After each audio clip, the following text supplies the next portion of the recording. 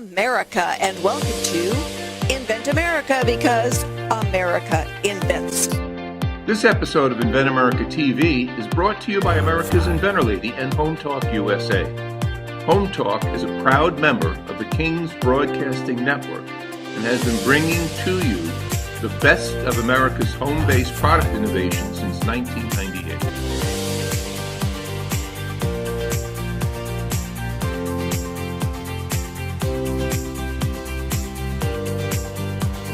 This segment of Invent America TV is brought to you by the law offices of R.P. Baraska. RPB law offices have been bringing corporate-level legal expertise to the independent inventor community for more than 20 years. For all your inventing legal needs, trust rpblawoffices.com. This is the Invent America show on Invent America Radio. I'm the Cajun contractor Michael King, along with my sidekick, the ever so knowledgeable, the Inventor Lady herself, Miss Rita Crompton. But hey, welcome all of you. And now I'd like to welcome the Inventor Lady herself, Miss Rita Crompton. Miss Rita, hello, welcome. Hey there, how are you? All right, we're doing good. We're still on the air. They haven't thrown us off yet, so we must be doing something right. I mean, that's a good sign for sure. We're now celebrating our 1,185 episodes and counting. So we've already made radio history. So we're all this is lagniappe. You know, down in Louisiana, we have a term called lagniappe, which basically means something extra. So we're giving everybody something extra, huh, Rita? That's right, absolutely. So what's on the agenda today? I know you've got a lot coming off the ASD Market Week, and which was a success. We talked about that last week, but tell us a little bit about our show today. What you got lined up for us? Well, a lot of inventors really need the help. And so we're talking about, what do you have to do to get teed up for licensing? Some people don't even know what that is. All right. They come up with an idea and think that, they have to be a startup. They have to, go out and, try to get a grant. They have to try to go and get investors. And it's like the worst thing you can do is try to get a grant or chase the money. We call it, when you start chasing the money, you're just going down a rat hole. So we're talking about, what is the option? What is the viable option?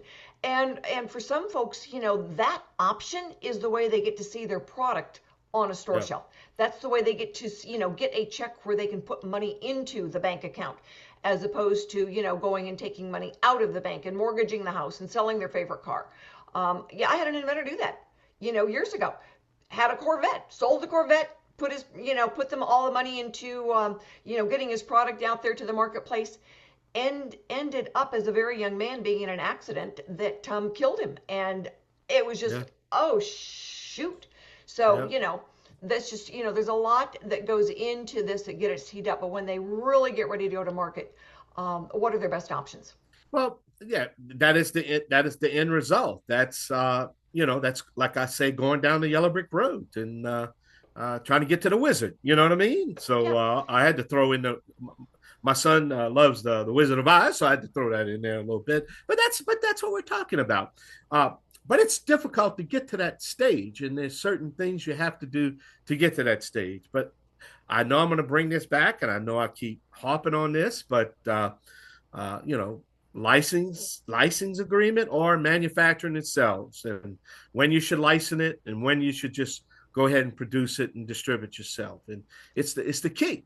And what my feeling is this. I think if you're a one-trick pony, you need a license. You might even want to license a two-trick pony.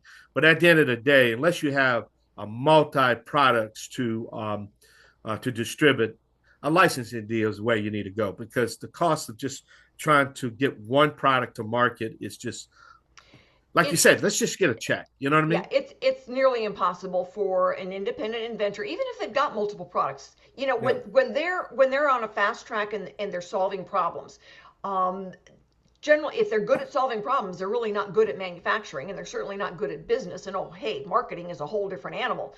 And so if they don't have leverage to get that product into the marketplace, they're always going to be chasing around.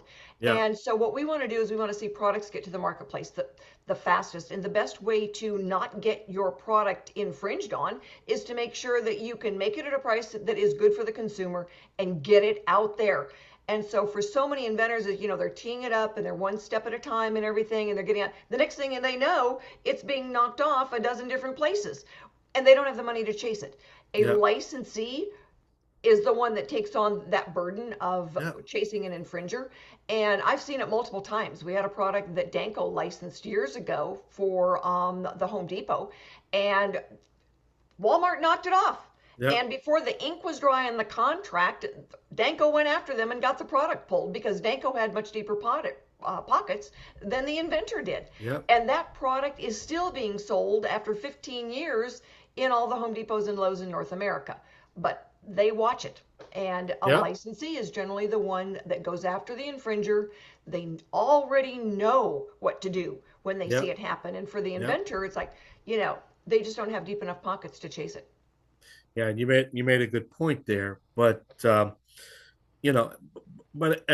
again, trying to get it to the market, the stages that you need to get to that level, from the licensee aspect, again, that's the way to go. I mean, that's at the end of, because again, this can bankrupt you. You might not even. But the point I'm trying to say is that yesterday this might have been the technology of the future or the technology of the day, and then tomorrow yesterday's news because technology is going so quick, so fast. It does. It goes so fast. The average shelf life of a product is 7 years. Well, if it takes you 10 to get it teed up and out there, you lose. Yeah. So it's always time, and I've said this for multiple reasons. Time is not the inventor's friend. All right. One, you can't invent more time. Two, somebody else is always chasing you down, down the path to beat you to the finish line. And so, it's like, how do you do this? And so really understanding the steps, and somebody will tell me, it's like, well, I know the manager of the Walmart at, our local store. Good luck for you, because they don't make the decisions on the products that are going to go in. Well, I'm going to sell on Amazon. Nope, probably not. Unless you know one of the top 50 sellers on Amazon and you get them to carry your product, it's not like you can post it and they will come. Nobody knows you're there. How do you sell it? Oh, hey, that's a whole new, mortgage on the house, learning how to market your product. And so for a lot of inventors, it's like, you've got a really good idea.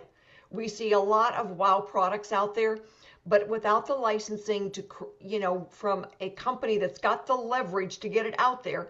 My industry expert is Mike Ryan. That's one of his favorite words is, where's the leverage? And, if you've got to have somebody that's got the leverage, or you will always be chasing the dollar.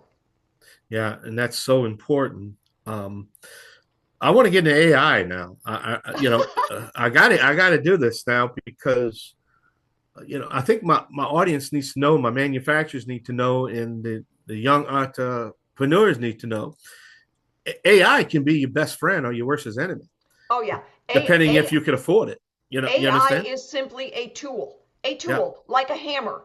And if you don't pay attention, that hammer is going to beat you on the head, because we have seen more ways that's the topic of our meeting coming up on Thursday night for the Inventors Roundtable is artificial intelligence. And if you are not careful, artificial intelligence is only as smart as the person using it.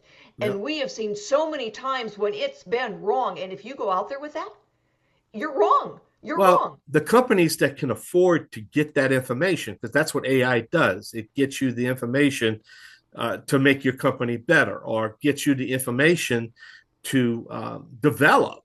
You might as well use that technology.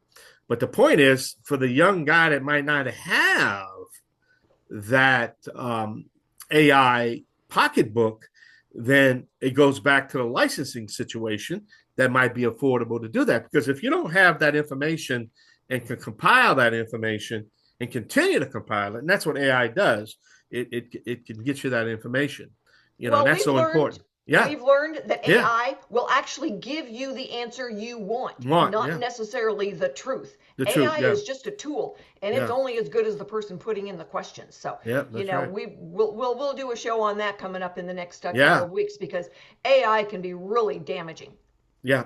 And we want to realize. They think intelligence is intelligence. No, there's nothing intelligent. All right, Rita, I just got cued. The producer's having a heart attack. We have to pay some bills. He's getting nervous over there. He wants to make sure he gets a paycheck. So, hey, we're going to take a short break. This is the Invent America show here on Invent America Radio on the King's Broadcasting Network. I'm the Cajun contractor, Michael King, along with the Inventor Lady, Rita Crompton. We're going to be right back. Y'all come back now, you hear? This segment of Invent America TV is brought to you by SearchQuest Patent Search. SearchQuest provides for a comprehensive patent search that searches the entire world and not just the U.S. Patent Office. Make sure that before you spend those big bucks having a patent written, you've done your due diligence by getting a comprehensive patent search. Use SearchQuestPatents.com for all your patent search needs. They scour the world for you. Welcome back. This is the Invent America show on Invent America Radio on the King's Broadcasting Network. I'm the Cajun contractor, Michael King. I want to welcome all of you again. Having a great conversation here. But again, I want to put a big shout out to that real powerful station, our sister station, our home station, WGCH 1490 AM, and all of our radio affiliates all across the nation. We are a terrestrial radio network podcast. And you know what shocks everybody, Rita? We're actually live on radio. You know what I mean? We actually have radio stations that carry it. But we're so excited. We're actually celebrating our 1,185 episode on the air, 29 years of doing this. And, Rita, it never gets it never gets old because we always got great guests come on that kind of re-energizes us, in of the technology of the future. So my inventor with me right now is Keith Knight, and Keith invented Retract-a-Lock. Keith, Tell everybody, thank you for being with us, and tell everybody, what is that? Okay, the Retract-a-Lock is a retractable cable lock. It has 12 feet of cable in it, and you can either mount it to your side bracket on your ladder rack to lock down your ladders. And it not only locks the ladders, it also ratchets up to hold the ladders in place. So, all right. So it secures a ladder to then a position so that you can transport it. Yes. Yeah. It'll mount to any of the ladder rack brackets that are on the market. So you can just literally bolt it to your side bracket, wrap it around your ladders, and then lock it in, and then actually ratchet it up, and it'll not only lock the ladders, it'll hold them in place. All right, so it's different than the ratchet straps that are out there. How is it different than the bungee cord and the ratchet strap? Besides the fact that the bungee cord can kill you, hey. Well, yeah, it's a flexible cable.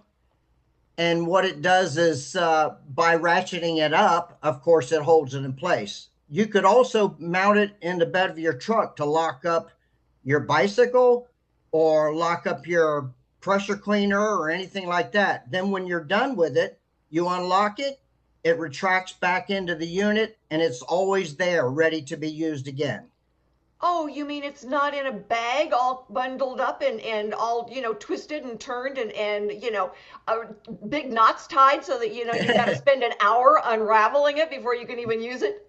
Not at all. See, that's what's nice about it is it's always there. If you have it in the bed of your truck to lock up, any tools, you don't have to find your lock and find your chain or find your cable and wrap it around. It's always right there. You just pull it out, run it through whatever you want to lock up, and lock it into the unit. Wonderful. So you're the inventor. How long have you been going through this process, and where are you in the process? I've had this patent for just about 20 years. And it's just been sitting on my workbench. I haven't done anything with it. So I decided to see if I could find someone that would be interested in it. So when prototypes, have you sold any? No. I have not manufactured it. I do have all the CAD drawings to tool up for all the plastic parts, but no, I'm not manufacturing it. So why has it been sitting around? I just haven't done anything with it. I started looking for someone to take it on, and I guess I got sidetracked, and it sat on my workbench for years. What made you come up with it all those years ago? I'm a retired fire lieutenant, and we always have second jobs. My second job, I had a commercial painting company. So I had 20 guys that worked for me, and I had a couple trucks and work vans.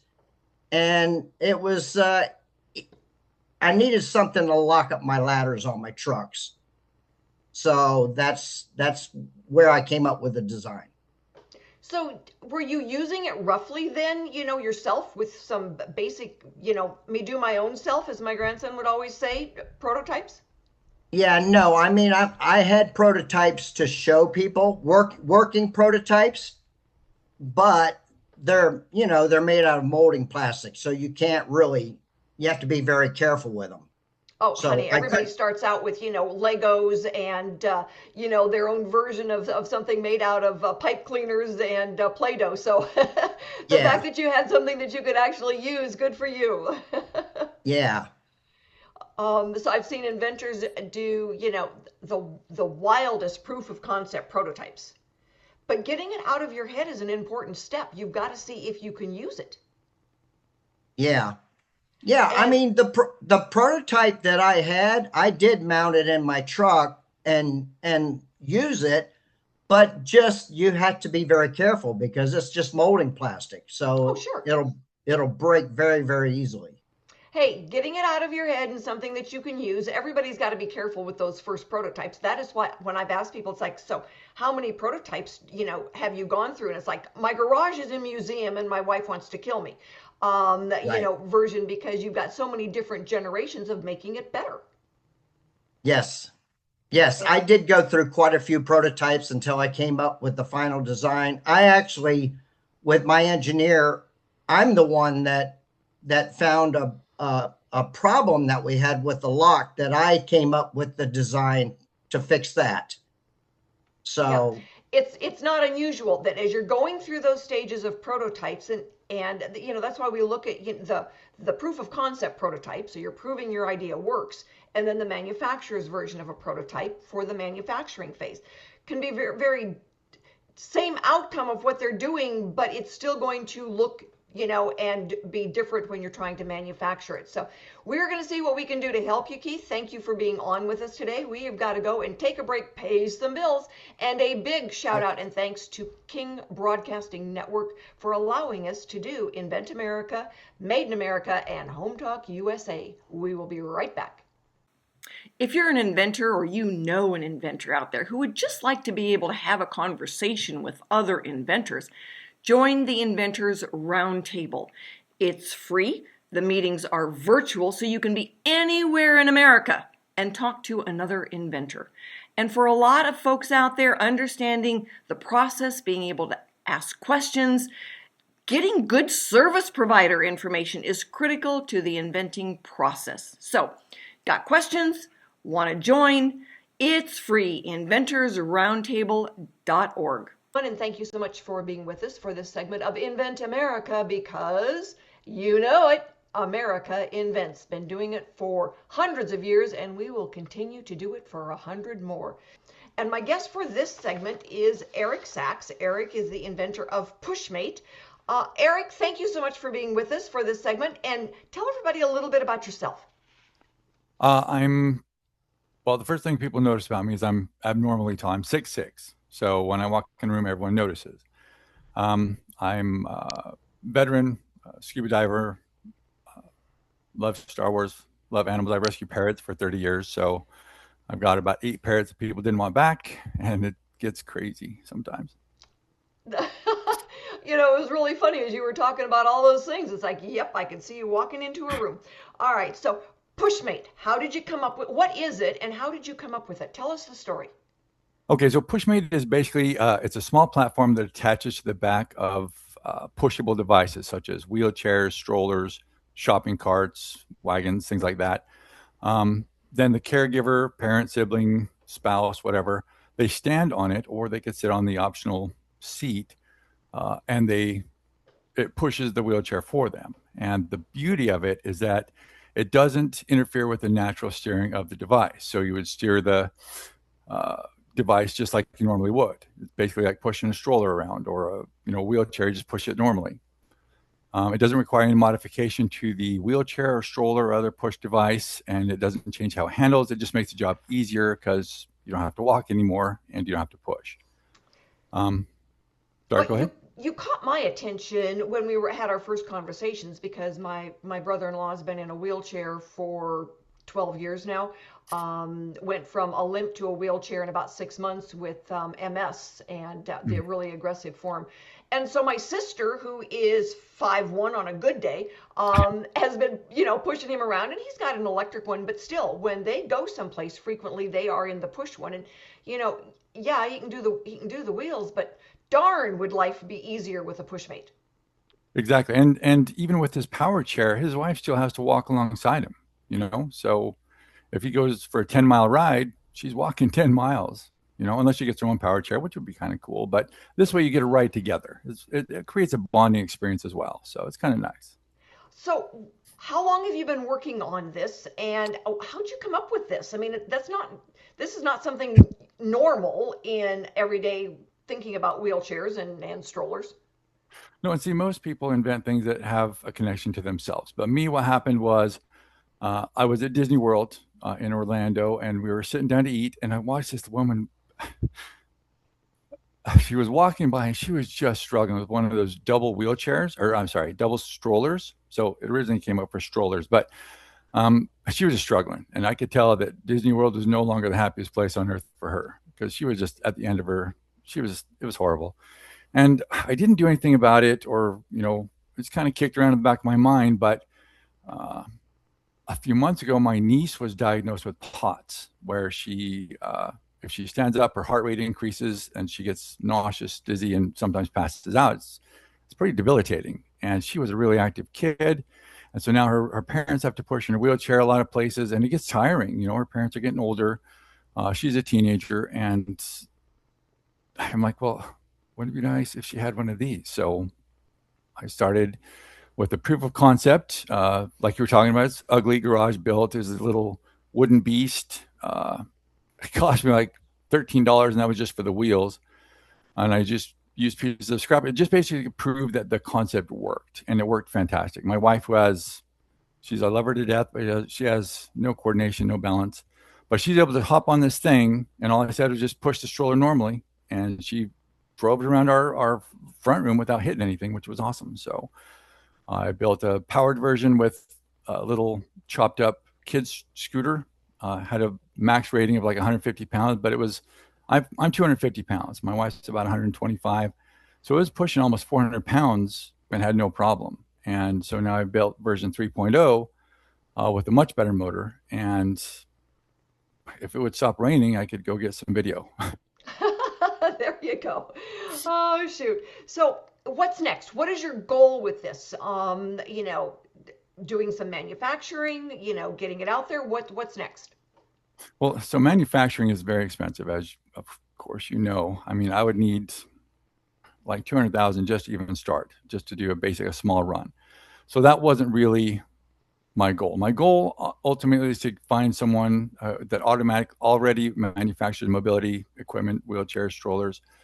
I mean, it's a simple concept, it's a simple idea, but I think it can make a big difference for caregivers who push wheelchairs or strollers, especially for long distances, aging spouses, things like that. I've had some interest from several people in the mobility space. So now it's just about finding the right partners. So if anyone in the mobility or stroller industry is listening and wants to learn more, I'd love to talk. But licensing is where it's at. You guys have been talking about it, and it's definitely the way to go. Yeah, I mean, one of the things that I've learned over the years is that a lot of times the company that you think is the most obvious for licensing is the last one that wants it. And part of that is because they're looking at, how it's competing against their current lineup that they've already put a lot of money in. And sometimes it's really a matter of seeing they don't want something that's going to compete against themselves. So frequently the companies that end up licensing it are the ones that want to compete against those companies. So we always take a look at, who's, what makes the most sense for a product. One of the things that we've also learned is that if you license to one, then they're not selling it to everybody. They're just selling it to their own one, which is still okay. But you make more money when you license it to somebody that's selling to everyone. And True. so things we've Right. learned. But you're skipping a step though. The hardest part is getting past all the gatekeepers. Oh As yeah. an Oh, independent inventor, I can't just call Graco and say, "Hey, let me talk to your chief R&D person." So there's all these people. I mean, I'm sure they get pitched thousands of things a day. And so the last thing you want to do is listen to another one. So trying to get through those gatekeepers. So it's very important to have someone in your corner that can help you. And that's what I'm still searching for. I totally understand because that is one of the things that we have had to overcome. And as a licensing agent for a lot of inventors, learning the door to knock on, the trade show to go to, where do you show off for your product? And because those people are at those shows, they're going, they're standing there having coffee, visiting, they go play golf, whatever in the afternoon. So then that's what they're there to do, is to go shopping. Whereas you're right, on their regular daily routine, they've got lots of gatekeepers keeping that phone under control. And the last thing they want to do is, talk then, because they already met a dozen folks out at, the last trade show they went to. So Exactly. that is why I introduce people like you to my next guest coming up, Mike Ryan, because he is, I guess, in a way, the gatekeeper for Pronto Launch. I get to be the talent scout. And you, my friend, are the talent. So we're Oh, going to be thank you. introducing you to Mike Ryan, and it's fun to be able to do that kind of on the radio. And so I've already sent him your YouTube that you had sent to me, and so that he's already seen it. And it's for a lot of inventors, this step where you're trying to meet people is hard because they don't wear, they're not, tattooed on their forehead looking for products that you don't know. And a lot of times you're right, they don't really want to. They're looking, but they don't want to say, hey, I'm your guy. Or they may not be looking at all and you may not realize that it's something that would be helpful to them. So Exactly, exactly. So we're going to be looking at Pronto Launch and seeing what kind of advice. And even if they don't say, yeah, this is one for us, they can say a lot of times, this is who you talk to. And so we've got an indoor for someone to go and talk to. And that's one of the big things that, Mike and I talk about on a regular basis is, where do inventors get the leverage for a particular industry? and that's the thing. I mean, I'm not an engineer by any stretch of the imagination. So building this thing in 3 different ones has been very, very difficult for me. But Yeah. the hardest challenge is what we just talked about, trying to Yep. find the right person. Absolutely. Well, Eric, thank you so much for being on with us. We're going to see what we can do for you. And Thank you. we're going to go pay some bills right now. Got to pay those sponsors. So stick with us, everybody. We will be back in just a few minutes with my industry expert, Mike Ryan with Pronto Launch. Introducing the amazing new Snoozle. It sprays faster, lasts longer. Ask for Snoozle by name.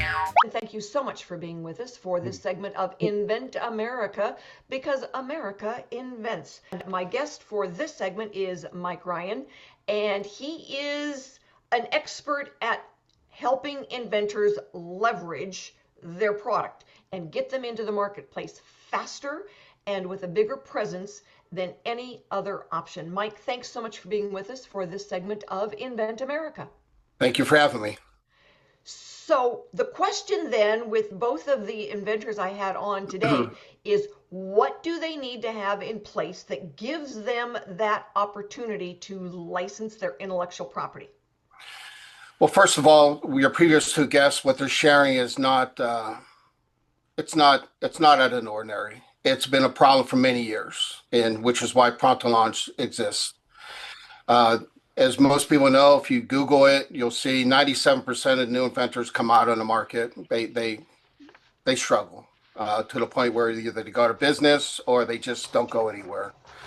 So the bottom line is that what Pronto Launch is looking to do is change the market. These guys, the inventors, like your previous guests, they've been told this company can do this company can do this, and 99% of the time they don't do what they say they're going to do. So they get frustrated. And next thing you know, Pronto Launch comes in there and say, we can do this, or say, wait, I heard this before. The difference between Pronto Launch and these other companies is that, first of all, leverage, anybody who knows me knows my favorite word is leverage. All right. We have 28 divisions. We help sell at market, ship at warehouse, or fulfill orders. Michael King mentioned earlier about AI. He's absolutely right. AI, there's somebody, just like pills. Pills are good, but if you take too many pills, it's bad for you, or the wrong pills, it's bad for you. AI is good, but if you know how to use it, you can leverage it to be very successful. I've learned, I've become I guess, self-anointed AI expert. So I know how to utilize it and leverage it, not only for my companies, for the companies that are working with us. It's not known, it's known that I probably work 78 hours a week, but through AI, it's equivalent to me working about 120 hours a week. It become more efficient. But the bottom line is that it allows Pronto-Launch to focus on, people who are generally, people want help, but they allow us to help them.